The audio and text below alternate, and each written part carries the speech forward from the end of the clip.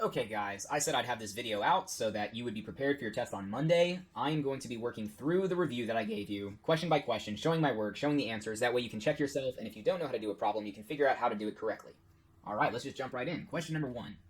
Point A is located at negative 16, and point C is located at 18 on the number line below. All right, that checks out. What value would represent point B, the midpoint, halfway between point A and point C? All right, there's a long way to do this, and there's a short way to do it. The long way would be to just count in from both directions, one at a time, and wind up in the middle, and that would be your answer, which you would get the right answer, it'd be correct, but we're in a rush here, we gotta save some time. The halfway point between these two numbers is actually their average. So if you add them up and divide by 2, that'll give you the midpoint of that on that number line. So negative 16 plus 18 divided by 2 equals. Okay, let's do the top first. Negative 16 plus 18 is equal to 2. And on the bottom, we've got 2 still. And 2 divided by 2 is equal to 1. So the midpoint is 1. Point B is number 1. And this kind of makes intuitive sense if we really think about it. So if we started at A, and we get 16 units in this direction, that would put us at 0. And if we started at 18 and then 16 units in this direction, it would put us at 2. And what's right in between, or halfway between 0 and 2? Well, that's 1. Okay, so the answer to number 1 is 1. Next question. Mr. Johnson is leading a fundraiser to raise money for a class set of calculators. So far, he has collected $43.62 towards his goal of $330. Jameson uses the progress bar to chart the money collected for the fundraiser. What value represented the midpoint of the amount of money that Mr. Johnson has not yet collected? Okay, so this white area, there's a gray area, that's the money I have collected according to the problem, and then there's this white area that represents the money that I haven't collected. And I'm looking for the midpoint on his chart, the midpoint of this white area where it lines up on his chart, okay? So we could eyeball it, but we need an exact number. It's gonna be somewhere around there, okay? So this entire chart goes from 0 to 330, and we're interested in the midpoint of the white section, so this gray section is not included. So how do we get rid of the gray section? Well, we subtract it from the length of the bar, right? So we've got 330. Oop, that's a 3. $330.00 minus 43.62. And let's find out what that white section is, okay? You can't take 2 from 0. 0 is less than 2, so we're going to have to borrow. But we can't borrow from this 0 because it's 0. And we can't borrow from this 0 because that's 0. So let's borrow all the way down the line from this 3. We'll change that into a 2. This would become a 10, but it can't become a 10 because it's just going to get borrowed over. So let's go ahead and borrow 1 from that 10. Let's borrow 1 from this 10. And finally, down at the end, we've got a 10 here. Okay, so all those numbers are canceled out. 10 minus 2 is 8. 9 minus 6 is 3. 9 minus 3 is 6. You can't take 4 from 2. 2 is less than 4, so we look at the 3 in the hundreds place. Okay, we'll borrow from that. The 2 becomes a 12, and 12 minus 4 is 8. And 2 minus 0, there's a 0 here, so we just don't write it, is 2. You guys will have a calculator. You'll be able to do that much quicker. But $286.38 represents the entire length of this white area right here. But we're not interested in the entire length. We want the midway, the midpoint of that. So we need to find out what half of this is from here to here, right? So how do we find half? Well, we divide by 2. That's what half is. So 2, okay, we got $286.38 divided by 2. 2 will go into 2 one time. We'll have 86.38 left over. 2 will go into 8 4 times. 4 times 2 is 8. 2 will go into 6 3 times. Oops, it's a 6 there. Okay, now we've got 0.38. Now we need to start our decimal. 2 will go into 3 once. We will have 1 left over. Bring down our 8. 2 will go into 18 9 times. Okay? So we have $143.19 is half of the money that I have not yet collected. But we want to know where that midpoint aligns on his chart. So how do we find out where it is back on his chart? Well, we have to put back this $43.62 that we took away. So let's add it back to find out where we are on his chart. 9 plus 2 is 11, so I'll put a 1, carry a 1. 6 plus 1 plus 1 is 8. 3 plus 3 is 6. 4 plus 4 is 8. $186.81 is the answer to this question. the midpoint on the chart, which you actually, I didn't do too bad a job of eyeballing. It's right there, right next to the 180, just a little bit more than it. So yes, this is a long question. It's a confusing question. It'll go much quicker for you if you have a calculator, but you just need to follow the steps as I've laid them out for you, right? We get rid of the gray area, we find half of the white section, and then we bring the gray area back in to find where we're located on this chart, okay? A converse statement is given below. Okay, a converse statement. That means that this thing has already been switched. So the conditional statement is if P, then Q.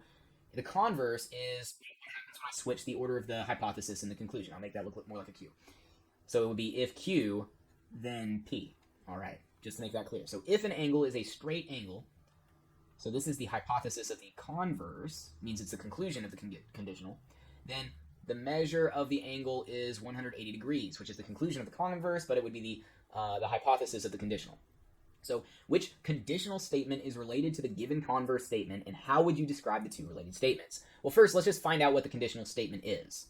Okay, so we just need to switch these guys. If the measure of the angle is 180 degrees, then an angle is a straight angle. So if an angle does not, we're not interested in not, so it can't be A. If an angle is not, we're not interested in not, so it can't be B. If an angle measures 180, okay, we're good there, then it is a straight angle. Okay, so this is a good conditional statement. If an angle measures 180, then it is a straight angle. So C and D both have the same conditional, and they have the correct conditional. So let's look at the rest of it, where we are describing the two related statements. And I should say, I already told you in class, but this was a typo. It's not inverse. It's supposed to say converse, not inverse. Okay, both the converse and the conditional statements are true. Therefore, these two statements could be combined to form a biconditional statement, and the conditional statement is a valid definition. All right, that matches our lesson on definitions and biconditional statements. That's correct. So far everything in C is correct, so I'm thinking that's the answer, but let's just read the other one. The converse statement is true, but the conditional statement is false. Therefore, these two statements and the conditional statement is considered a valid definition. That is incorrect, because a valid definition must be able to form a biconditional. And a biconditional can only be formed if both the converse and the conditional are true. That's the only way that we can form this double arrow, is if we can flip-flop them back and forth. So P and Q, and Q, and P. Okay, so the answer is going to be C in this case. A true conditional statement is below. If you logged into Zoom synchronously, then you were counted as present. Okay, so which statements is or are false? Okay, so it doesn't matter if we think this is true. They told us it was true. So we know that this is a true statement, right? So what we need to do is look at logical equivalency, okay? So this is a conditional statement. They already tell us that. The logical equivalent of a conditional statement is going to be the contrapositive. Contrapositive. They share logical equivalence. So what we're actually looking for is, if the conditional is if P then Q, so if the hypothesis, which is you logged into Zoom synchronously, then the conclusion, you were counted as present. So if this is the conditional, the contrapositive is going to be what happens if we reverse it and negate it. So if not Q, then not P. Oop, that's a Q. Not P. All right. So we are looking for the reverse, and that's true. If you are counted as present, then you logged into Zoom synchronously. Okay, there's no negations in this sentence. There's no negations here, so this is just a converse. Converse. It's not the contrapositive. Converse. If you did not log into Zoom synchronously, so this is a negation of the original hypothesis, then you were not counted as present, and that's the negation as the conclusion. So we didn't switch the order, we just negated them. So this is actually the inverse.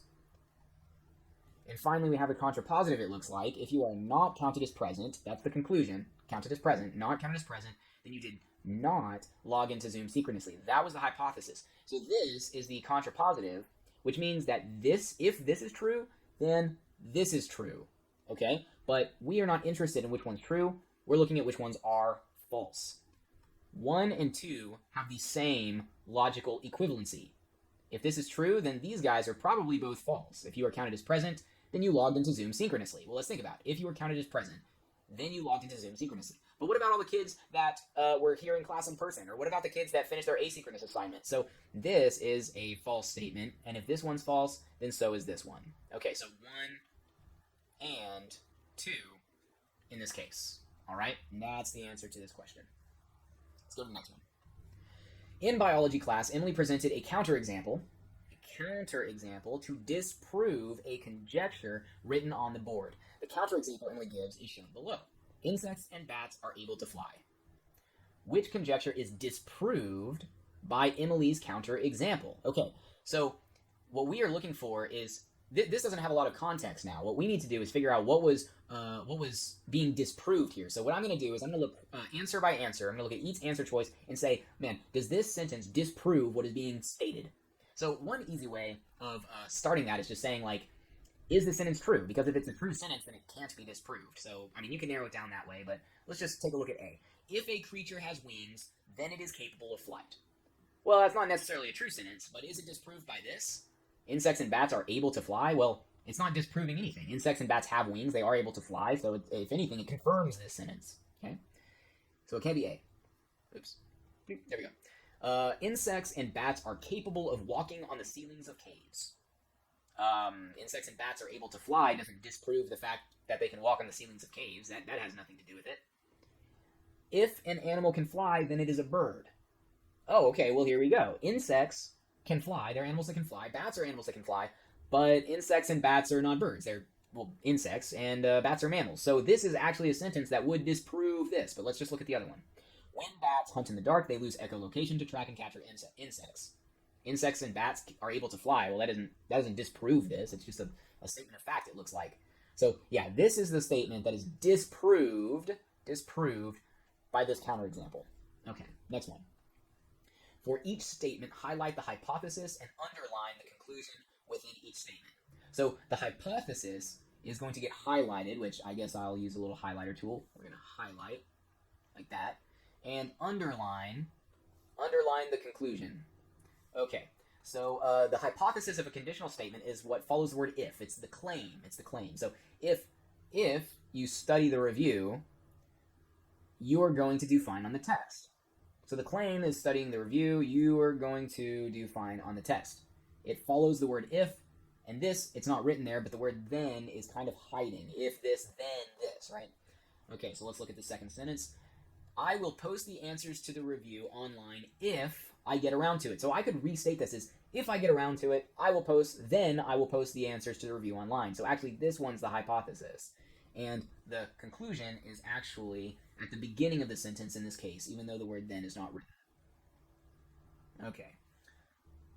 Some students don't study, but the ones who do often pass. This is a really tricky one. Some students don't study, but the ones who do often pass. So what are we claiming here? We're saying that if students study, those who do, ones who do, if students study, then they often pass. So we have to really stretch it for this one. Look into that as much as we can. This part here is not a part of that conditional, so I'm scribbling that out. It's just saying that it gives us context for the conditional, but that is not a part of the conditional itself. The conditional itself is if students study, if ones who do means students that study, then they often pass is what we're actually talking about here. Okay, finally, if you complete and submit the review, this one's an easy one. If you complete and submit the review, then you will receive 5 bonus points on the test. All right. That's how that one's done. 7. Line AC intersects line BE at point F. Okay, I can see that's something that happens. Which statements are true about the figure? Okay, AFB, let's see what we're talking about here. AFB, so we're talking about this angle right there, is complementary to BFC, so from B to F to C.